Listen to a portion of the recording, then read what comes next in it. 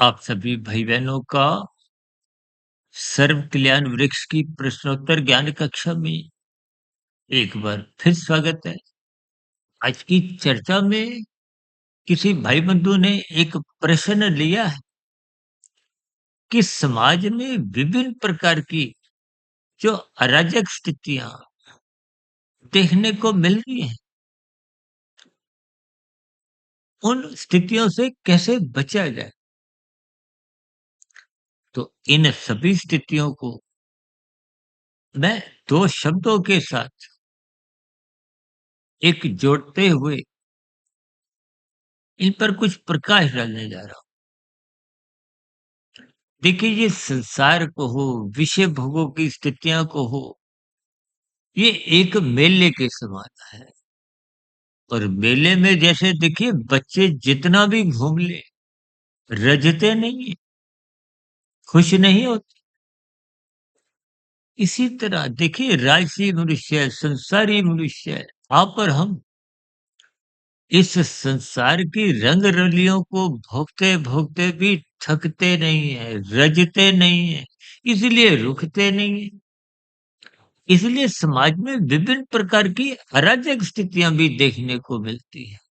और वर्तमान समय तो देखिए, कलयुग का है। कलयुग की आयु शास्त्रों में ही 4,32,000 वर्ष कही गई है। और उस 4,32,000 वर्ष में ये तो अभी बहुत ही आरंभिक स्थितियां हैं। अभी तो मात्र 5,127 वर्ष के आसपास ही समय बीता है। देखिए, एक साधारण मनुष्य की आयु आप देखते ही हो, 70, 75, 80, 85, 90। इन सभी स्थितियों से आपको कुछ ज्ञान पूर्वक बात समझ में आनी चाहिए, क्योंकि ये रजोगुण की स्थितियां, विषय भोगों की आसक्तियां जब जब आपके जीवन में अमर्यादित स्थितियां लाती है। देखिए, जब भोग विषय बिगड़ते हैं, आज आपका मेरा खाना पीना भोग विषय बिगड़ते जाए। 24/7 की स्थितियों पर अक्सर हमारी चर्चाओं में बार बार ये शब्द बोले जाते हैं। ये बिगड़े हुए भोग विषय ही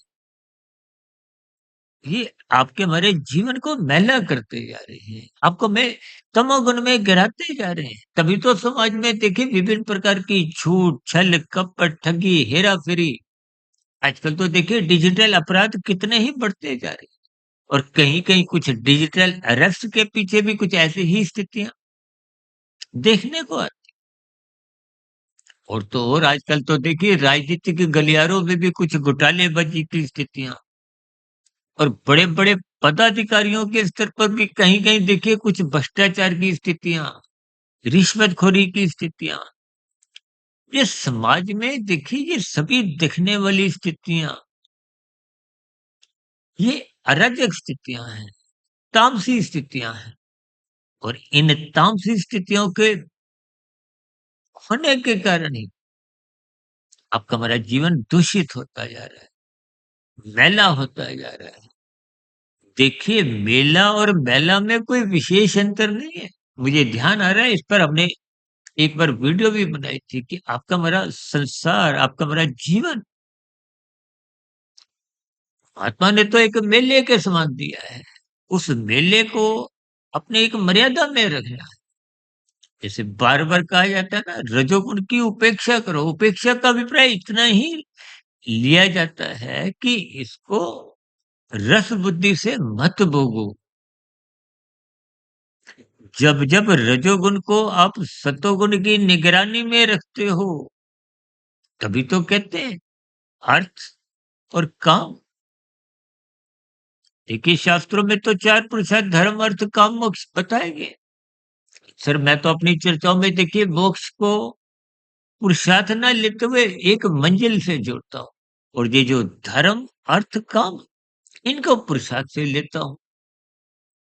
देखिए, मोक्ष तो आपके हमारे जीवन का एक लक्ष्य है, परमात्मा प्राप्ति की स्थिति को हो, आनंद प्राप्ति की स्थितियां को, क्योंकि परमात्मा ही एक मात्र आनंद स्वरूप सकता है। जिस आनंद को आप और हम ढूंढते हो, देखिए परम सुख कहो, आनंद कहो या दुःख रहित स्थिति, अब कोई भी मनुष्य ऐसा सुख नहीं चाहता कि उसमें दुःख का एक मिलावट हो।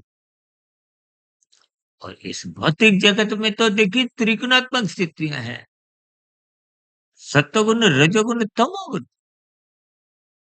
एक गुण प्रधान होता है, दूसरा गौण, तीसरा अतिगुण।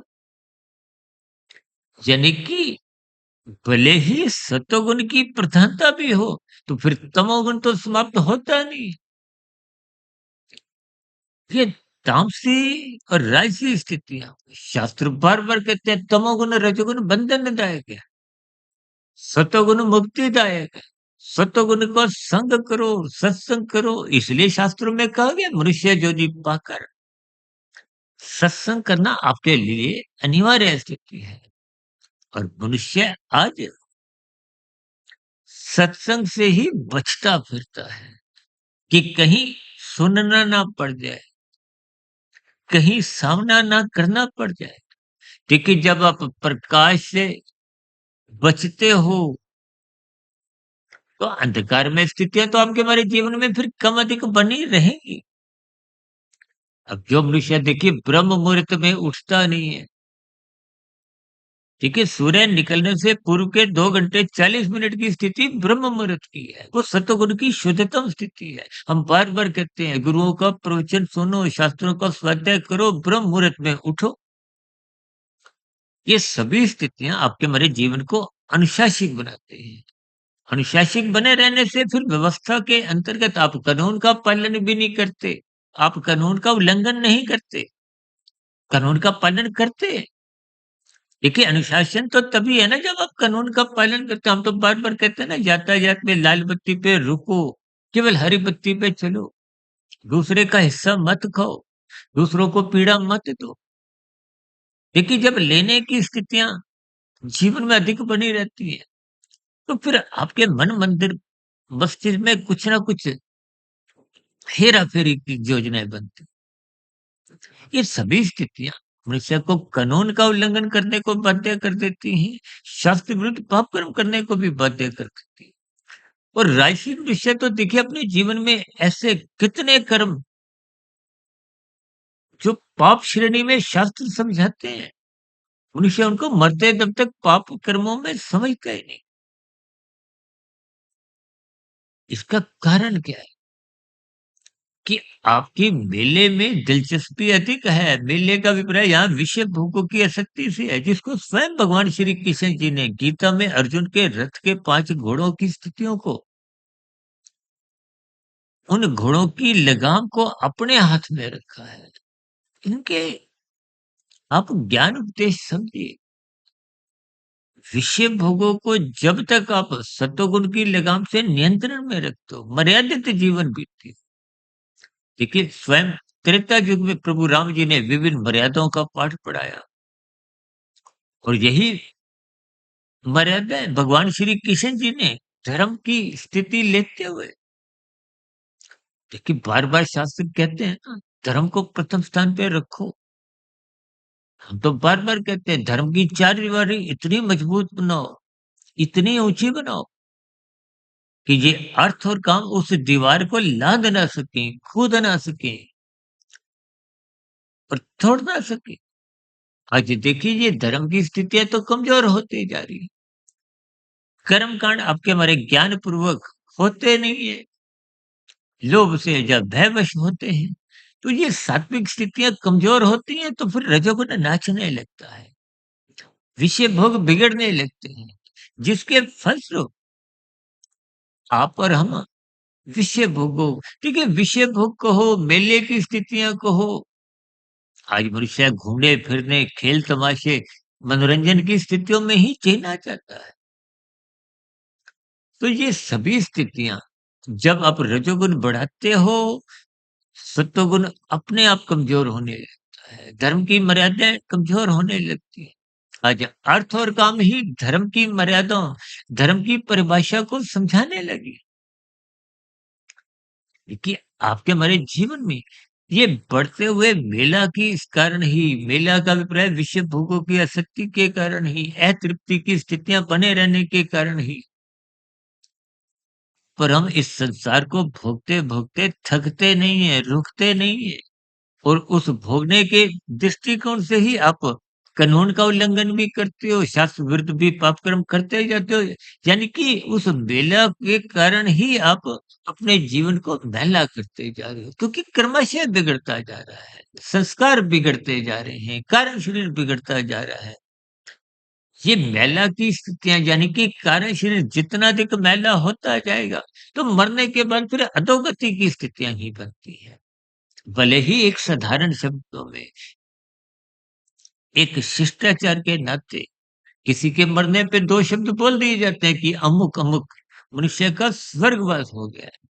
लेकिन परमात्मा के यहाँ कर्मफल सिद्धांत के अंतर्गत वो जो मैली स्थितियाँ आपने हमने अर्जित की थी, कानून का उल्लंघन किया, शास्त्र विरुद्ध पाप कर्म किए, उनका परिणाम आपको मैं एक कर्मफल सिद्धांत के अंतर्गत ये नीचे की 80 लाख दंडमयी योनियों से गुजरना होता है।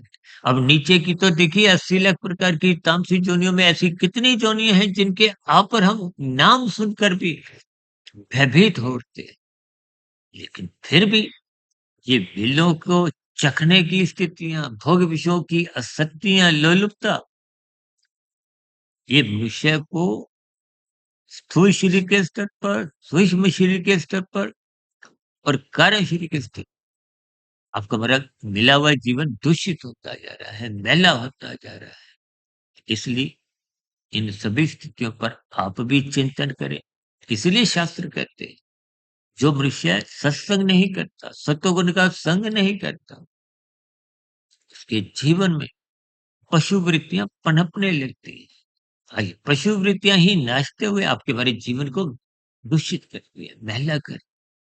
इन सभी स्थितियों पर आप भी चिंतन करें और यथासंभव अपने जीवन को अनुशासित बनाइए। ब्रह्म मुहूर्त में उठिए, गुरुओं को सुनो, शास्त्रों का स्वाध्याय करो, ताकि दिन में ये जो मेला की स्थितियाँ हैं, राजसी स्थितियाँ हैं, संसारी भोग विषयों की स्थितियाँ हैं, उनको भोगने में हम फिसले नहीं।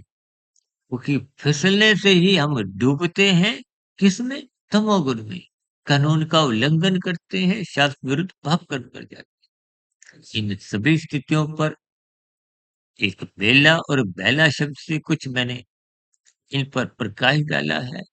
इन सभी स्थितियों, देखिए, मेला का अभिप्राय राजसी स्थितियाँ हैं, मैला का अभिप्राय तामसी स्थितियाँ हैं। और ये तमोगुण, रजोगुण दोनों गुण शास्त्र ही कहते हैं, ये बांधते हैं। मुक्तिदायक केवल सत्वगुण है। इसलिए जीवन में सत्संग करते रहिए, ज्ञान में स्थिति मजबूत बनाएँ, ताकि रजोगुण बिगड़े नहीं, ताकि हम तमोगुण में गिरे नहीं, ताकि हम अधोगति की स्थितियों से भी बच गए। अब चर्चा विशेष को यहीं विराम देते हैं। कल सुबह ब्रह्म मुहूर्त ज्ञान उपदेश कक्षा में और कल दिन में पुनः आध्यात्मिक ऑक्सीजन के अंतर्गत फिर मुलाकात होगी। तब तक सुधीर भाटिया फकीर को इजाजत दें।